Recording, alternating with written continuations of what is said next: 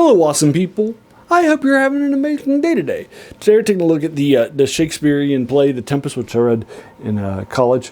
It was my fifth of 5 Shakespearean plays that I read starting in 9th grade, one every year. And this was for humanities class. It's my favorite film for you folks, and I wanted to do a review of it that's a little different than typical take, because again, I'm not a Shakespearean scholar, I'm not an actor, I'm not even an English major, right? I'm a political scientist, right? What I am is a fantasy fan. So I wanted to do a fantasy take of this play. So I went back and reread this in another couple of plays. Midsummer Night's Dream, I finished a couple of days ago, and the Macbeth that I'm reading right now, that I'm going to be doing fantasy or horror-based reviews for them as a fantasy or horror fan. So today, we're going to be looking at the Tempest, and then looking at it as a fantasy-based film and what are its influences, particularly in Dungeons and Dragons and modern fantasy, for you folks, from the magical aspects of that. So that's what we're going to be doing today for you folks. And I do have my notes here on my phone, so if you see me looking down at my phone from time to time, that's my script and my notes and all that stuff for you folks. So just a heads up for you folks. Also, this is going to be a spoiler, because it's hundreds of years old, right? So I'm going to be doing a spoiler of this. Now, I don't know that many of you will probably care, right? I mean, there are some Shakespearean plays, I don't like As You Like It, that I don't know that much about, but we've either seen or heard of or read, most of the Shakespearean plays, or in this case, maybe some movies that were based on it, like The Forbidden Planet, for example. So that's what we're going to be doing for you folks. So let's go and get started with you folks. So let's start with this. So this play is divided into 5 acts with 9 scenes. So I knocked it out in about 50 minutes, the first 3 scenes on day 1, and then about the last, all the last, except for Act 5's scene, in 55 minutes on day 2, and the last one was about a half an hour. So it's about roughly 2 hours and 20 or 30 minutes, roughly. In order for me to knock out the whole thing. It's more than 170 pages. I will link you to it in the comments below. I read mine online. But you might just want, so I'll link you to that at the Folger Shakespeare Library. But then you also just might want to own it, right? That's fine too, whatever. I'll try to find both for you and link it to you for you both. I'm giving this a 10. It's a classic, heavily influential stuff.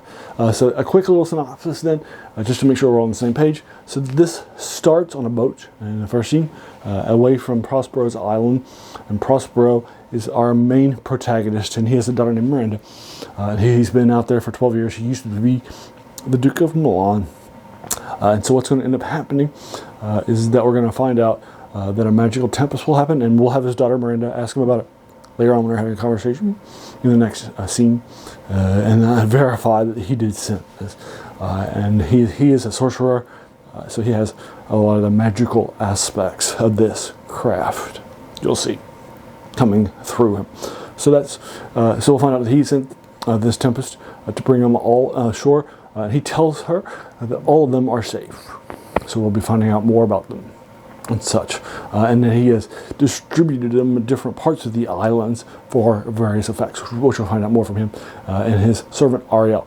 Now, Ariel is his key magical servant. He freed Ariel from who was imprisoned on the island after he arrives. He was imprisoned there by Caliban's mother, who is a witch on the island, and he's his main servant. We'll look more at him later on. So we'll find out that Ariel helped him with the spell, the Tempest, that the play is named after, as well as some other things too. Now, he basically has separated these people in order for 3 separate plots for these folks that he separated them out for. Now, the first and key plot, and then that's why it's the first one I'm mentioning, is marrying his daughter to the husband, to the king of Milan's, King of Naples, right? Because he's the Duke of Milan, in order to secure his power with his son, and by doing that, he'll have a romance. So when he's reestablished to the Duke of Milan, he'll be getting his stuff back. Because all these people that are shipwrecked are people that betrayed him and took away his ruling kingdom. So that's not good. That's why they're here. So he's going to be scheming to get that back. That is the key one. And then secondly, the second plot is that there is a scheme to force the people that betrayed him to recant their throne and to admit their issues that happened, so that he could regain his throne. So those people are in place too, and they're going to be confronted by Ariel, taking the shape of a heartbeat and saying woes to you and such. And the final one is he has 3 people, including Calvin and 2 others, that are trying to assassinate him. So his third one is to thwart the assassination. So those are the 3 sort of schemes that he has in place for you folks. And so that's what, and they'll definitely roll them all.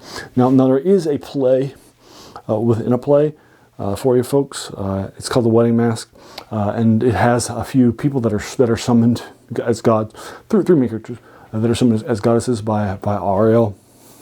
This has a meta commentary on the play itself, because they're talking about the importance of chastity. They do it at the wedding, or 2 main characters. It's called The Wedding Mask, which is not uncommon in British conversations in British culture at the time. And we'll find out more about that play within the play, because it's a meta commentary talking about the importance of chastity. And if they were to sleep together early, they would ruin the prospects for marriage, and it could be canceled. So he definitely wants to secure his power, so he needs them to not have sex early in order to make sure that happens, because she's a maiden. So that's the sort of the play within the play about the value of charity and so forth.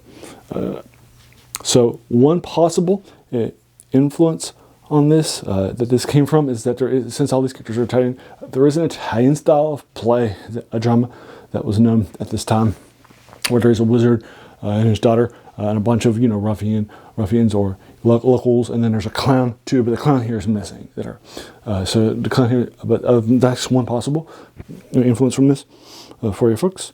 Phyllis has a nice happy ending that I like, and I didn't remember how good it is, and so forth. So now let's turn to the magic stuff in this. And again, we're putting the magic stuff in D&D terms and so forth. First of all, he calls the Tempest with the aid of his servant Ariel.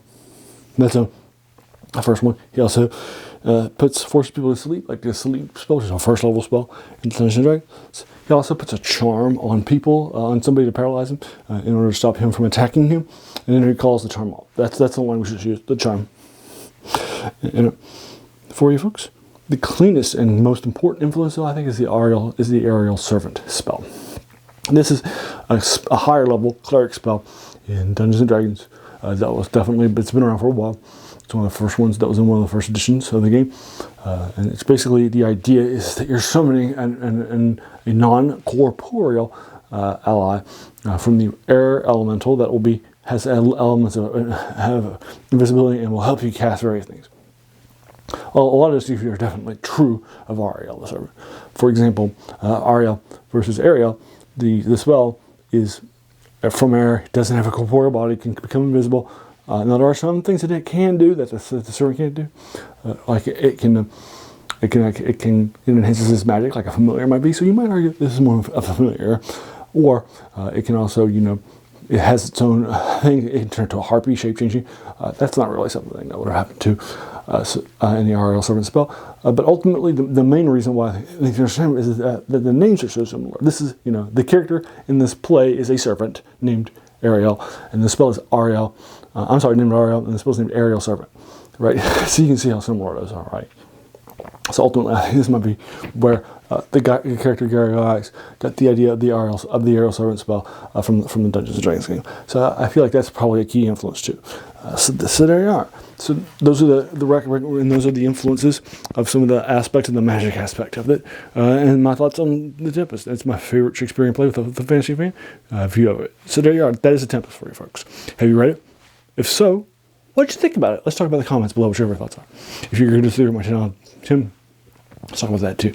As a reminder of this channel's name, The Worst Thing About New Books. That's a quote by a French philosopher, Shakespeare, who said that the worst thing about them was they kept us from reading the old books, right? And it's definitely a classic book. That's definitely influential.